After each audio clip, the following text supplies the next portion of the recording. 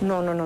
Ok, no, explícame lo que entonces. no tienen que establecer son los tipos de, son los tipos de contratos.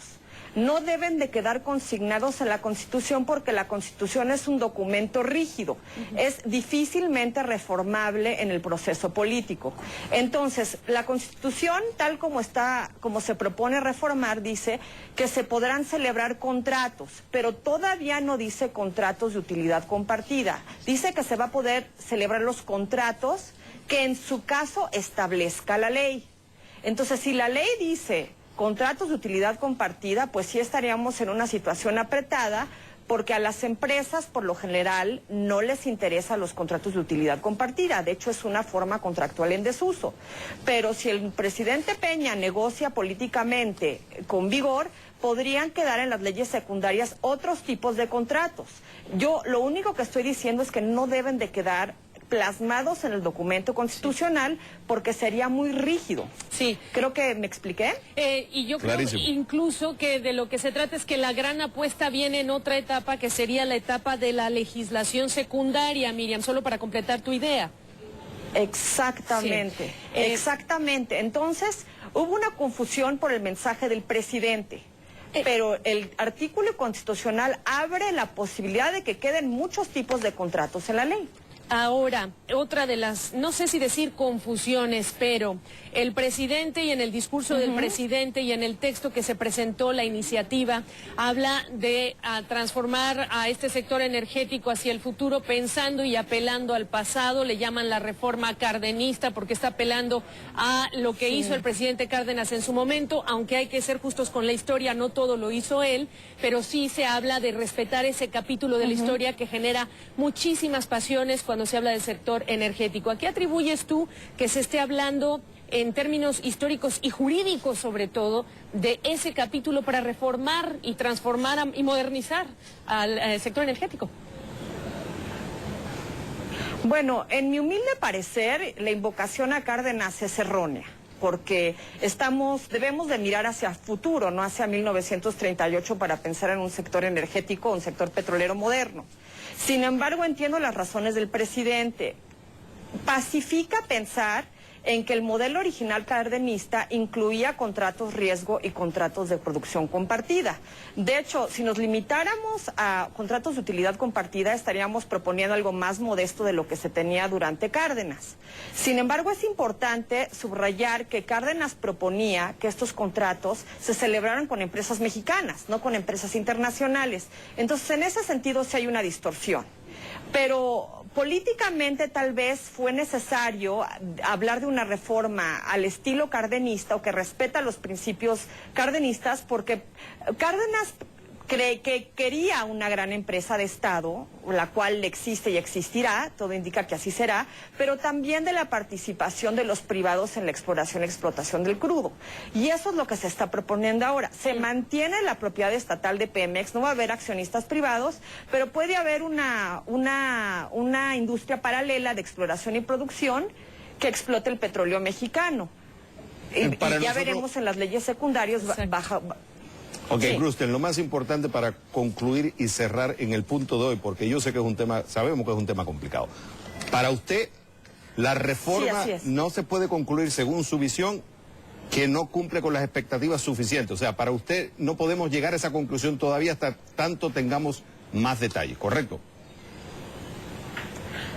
Yo invitaría al público de CNN, especialmente al público inversor, a que tuvieran paciencia, porque el 27 constitucional se ha planteado de manera muy abierta. Se habla de contratos de conformidad con la ley.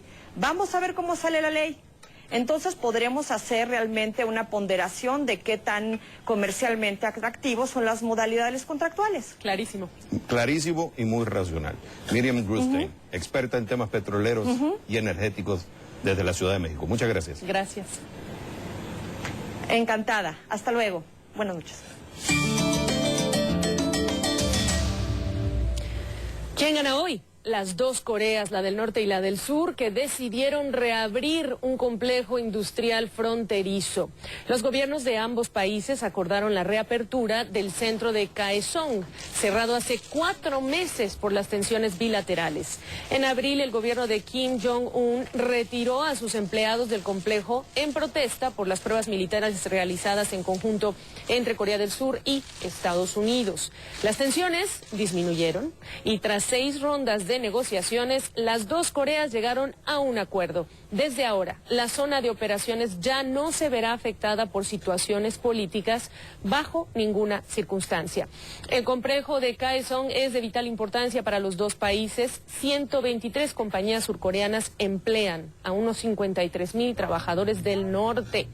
Pese a las diferencias políticas, económicas y, por supuesto, ideológicas, Kaesong es un símbolo de cooperación entre ambas naciones. Y por ello, les damos a las dos Coreas la medalla de oro de CNN Dinero. ¿Y quién pierde hoy? El alcalde de San Diego, Bud Filner, que enfrenta literalmente una avalancha de denuncias de acoso sexual. Y si con eso no bastara, ahora los restaurantes Hooters lo declararon persona non grata. Los 4 restaurantes que la cadena tiene en San Diego colocaron anuncios con el siguiente mensaje: al alcalde no se le servirá en este establecimiento. Creemos que las mujeres deben ser tratadas con respeto. Filner, elegido alcalde de la ciudad californiana en el 2012, ha sido denunciado por más de 12 mujeres por su conducta inapropiada, entre ellas su exdirectora de comunicaciones. Como consecuencia, son muchos quienes exigen que deje su cargo y ya se recolectan firmas con el objetivo de revocar su mandato. Al alcalde, que recientemente se sometió a una terapia psicológica, dijo que no renunciará y hasta destacó los avances de su gestión. Pero las denuncias de acoso se siguen acumulando y es por eso que le damos al Bud Filner la medalla de cartón de CNN Dinero.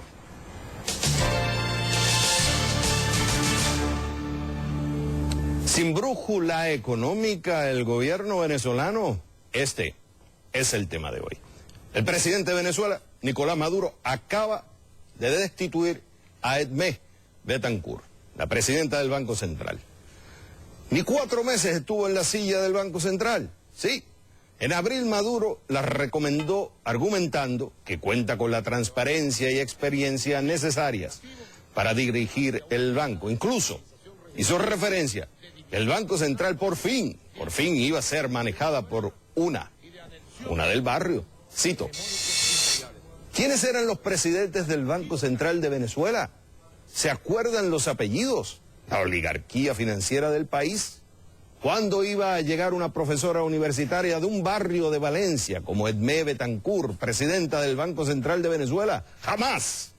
El pueblo en el poder. Cierro cita. ¿Qué habrá pasado? ¿Será que el pueblo no siempre tiene la razón? ¿O que la oligarquía financiera no siempre se equivoca? ¿O que el presidente se equivocó en su elección? ¿O que ella no estaba preparada para el cargo? Hay tantos posibles, tantos. Bueno, ¿qué dice el gobierno sobre la destitución?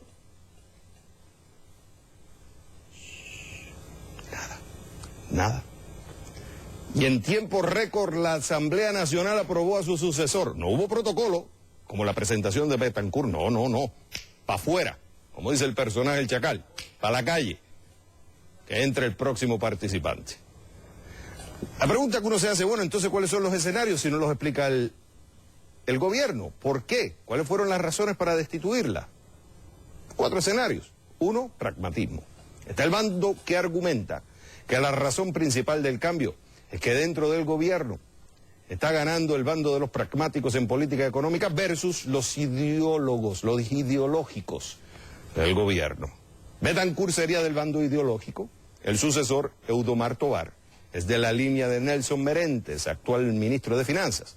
Alejandro Ariaza y Alejandro Grisanti de Barclays dicen que esto es positivo porque ayudaría a más coordinación económica dentro del gobierno en materia económica. Está el segundo escenario, caso Bandés. Está el escenario que a Betancourt la sacaron por su relación a las acusaciones de corrupción del caso Bandés, que es el Banco de Desarrollo Venezolano, la Comisión de Bolsa de Valores, el SEC, Security Exchange Commission, por sus siglas en inglés, en Estados Unidos consiguió suficientes pruebas para incriminar y poner tras las rejas a la exgerente de finanzas de Bandés y otras 3 personas por el presunto pago de sobornos para transar bonos de la cartera del banco y obtener importantes ganancias. ¿Qué pasa? Betancourt fue presidenta de la institución durante los hechos. El pasado 22 de mayo hablé de Bandés y cuestioné el rol no solo de ella, sino de los ministros de finanzas en ese momento. Escuchemos. ¿Qué tiene que decir la actual presidenta del Banco Central, Edmé Betancourt, que fue la presidenta de Bandés durante los hechos? Más, ¿dónde estaba el ministro de Finanzas? Ali Rodríguez y Jorge Giordani, que se desempeñaron al frente del ministerio durante el periodo, del Ministerio de Finanzas, durante el periodo en que se realizaron las operaciones con la casa de corretaje. Hay otro escenario, un tercero, diferencias con el gobierno. Ese escenario dice que la funcionaria tuvo diferencias con el gobierno luego de que admitió que en el 2012 CADIVI, que es la Comisión de Administración de Divisas para controlar que el dólar no se disparara, aprobó y otorgó, CADIVI, más de 12.000 millones de dólares a empresas fantasmas, empresas de maletín, dejando empresas reales sin dólares para importar. Recuerden que hay desabastecimiento en Venezuela y se argumenta que es por la falta de dólares. Su admisión es mostrar que en el gobierno hay corrupción, lo que debilita el argumento del gobierno de que el problema del desabastecimiento se debe a que los productores no quieren producir. Y está el cuarto escenario, desorden, simple desorden. ¿Cómo puede ser que se recomiende a una persona una posición tan importante como es el Banco Central de Venezuela y en menos de 4 meses después la remueven? ¿Será que el gobierno no sabe lo que quiere y está improvisando en materia económica con la economía del país? Con el tiempo sabremos la verdadera causa, pero lo que sí queda claro es que la remoción de Edmé Betancourt es otra señal que el gobierno de Maduro está en medio del océano con problemas en su brújula económica. Toma nota. Bueno, desde Nicaragua, al regresar a CNN Dinero, Samantha Lugo nos explicará lo que los empresarios piden para la construcción del canal interoceánico. Hay 40.000 millones de dólares en juego. Y ya estamos leyendo sus comentarios sobre nuestra pregunta en Facebook. CNN Dinero pregunta: ¿la propuesta de reforma energética que presentó el presidente de México, Enrique Peña Nieto, es ambiciosa, suficiente, se queda corta? Nuestra invitada dijo: paciencia. ¿Y ustedes? Facebook.com/CNN Dinero.